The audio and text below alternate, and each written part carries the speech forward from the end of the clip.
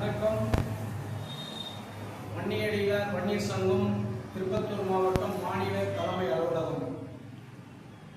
நம் வன்னியகுல சத்திரியர் தலைவர்களுக்கும் நம் வன்னியகுல இளைஞர்களுக்கும் ஒரு முக்கியமான நற்செய்தி.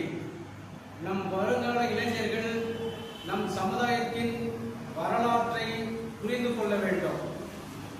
நம் சமுதாயத்தில் தமிழகத்தில் அன்றைய காலகட்டத்தில் சுமார் 500 வருடத்திற்கு முன்பே சென்னை என்பது எப்படி வந்தது என்பதை புரிந்து கொள்ள வேண்டும்.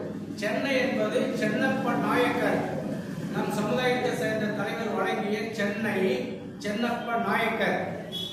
இதை நம் தலைவர்கள் புரிந்து கொள்ள வேண்டும்.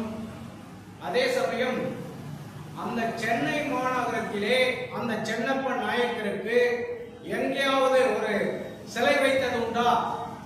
இந்த நாட்டை வந்தேரிகள் ஆண்டு கொண்டு நம் சமுதாயத்தை எப்படியெல்லாம் வீழ்ச்சி செய்கிறார் என்பதை வருங்கால இளைஞர்கள் இதை தெரிந்து கொள்ள வேண்டும். அதே சமயம் நம் சமுதாயத்தில் பெரும்பான்மையான வன்னியகுல சத்திரியர்கள் இருக்கின்றோம். சுமார் 50 ஆண்டு காலம் ஜாதிவாரி கணக்கெடுப்பு, மக்கள் தொகை கணக்கெடுப்பு இதையெல்லாம் கிடப்பில் போட்டுவிட்ட மாநில அரசும் மத்திய அரசாங்கமும் நடைபெற்றது. தற்போது நடைபெற்றுக் கொண்டிருக்கும் மத்திய அரசாங்கம் நரேந்திர மோடிஜி பிரதமர் அவர்கள் இந்த நாட்டிலே தற்போது மக்கள் தொகை கணக்கெடுப்பு நடத்த வேண்டும், ஜாதிவாரி கணக்கெடுப்பு நடத்த வேண்டும் என்று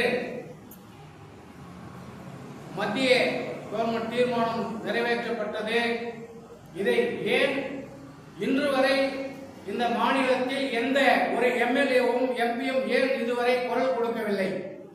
எதற்காக மத்திய கவர்மெண்ட் அறிவித்துள்ளது ஜாதிவாரி கணக்கெடுப்பு நடத்த வேண்டும், மக்கள் தொகை கணக்கு நடத்த வேண்டும் என்பதை அறிவித்து இதை இதுவரையும் எந்த தலைவர்களும் பேசவில்லை. நம் சமுதாயத்திலே உள்ள தலைவர்கள் நான் இந்த சமுதாயத்தினுடைய தலைவர்கள் என்று பேசுகிறார்கள், நான் இந்த அமைப்பினுடைய தலைவர்கள் என்று பேசுகிறார்கள், இந்த சமுதாயத்திற்கு நாங்கள் தான் முன்னோடிகள் என்று பேசுகிறார்கள். இதுவரையும் இவர்கள் எந்த ஒரு போராட்டத்தாவது நடத்தியது உண்டா? கிடையாது.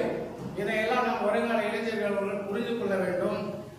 பல போராட்டங்களை நடத்தி நம் சமுதாயத்திற்காக தவத்திரு விடிவெள்ளி வன்னியடிகளார் அவர்கள் உழைத்தவர்.